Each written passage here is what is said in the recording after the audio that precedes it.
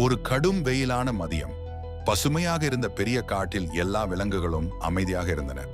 சில விலங்குகள் ஓடை அருகே தண்ணீர் குடித்துக் கொண்டிருந்தன. பறவைகள் மரங்களில் பாடிக்கொண்டிருந்தன. அந்த நேரத்தில் திடீரென காட்டு ஒரு மூலையிலிருந்து கரும்புகை வானத்தில் எழ ஆரம்பித்தது. புகை என்று குரங்குகள் பயந்து கத்தின.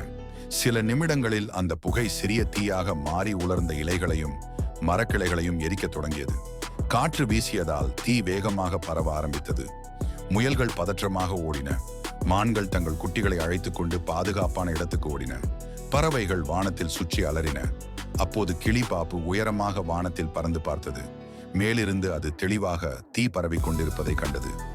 தீ தீ காடு எரிகிறது, எல்லோரும் கவனமாக இருங்கள் என்று அது கத்தி எச்சரித்தது.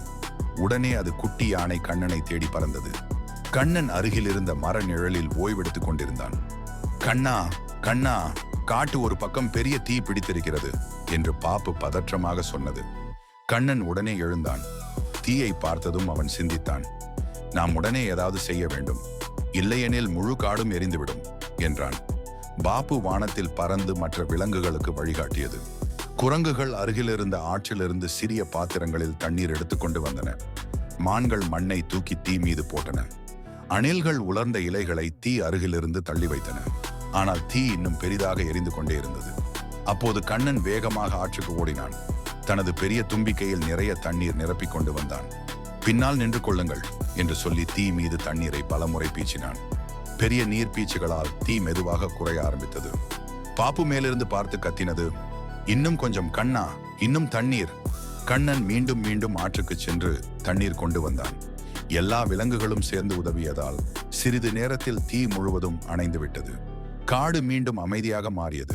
புகை மெதுவாக மறைந்தது. விலங்குகள் எல்லாம் நிம்மதியாக சுவாசித்தன. அப்பொழுது ஒரு முதிய ஆமை மெதுவாக சொன்னது, நாம் அனைவரும் ஒன்றாக சேர்ந்ததால் தான் இன்று காடு காப்பாற்றப்பட்டது. பாப்பு சிரித்தது. கண்ணன் அமைதியாக நின்றான். காடு மீண்டும் பாதுகாப்பாக இருந்தது. கதையின் நெறி, ஒற்றுமையும் துணிவும் இருந்தால் பெரிய ஆபத்தையும் வெல்லலாம்.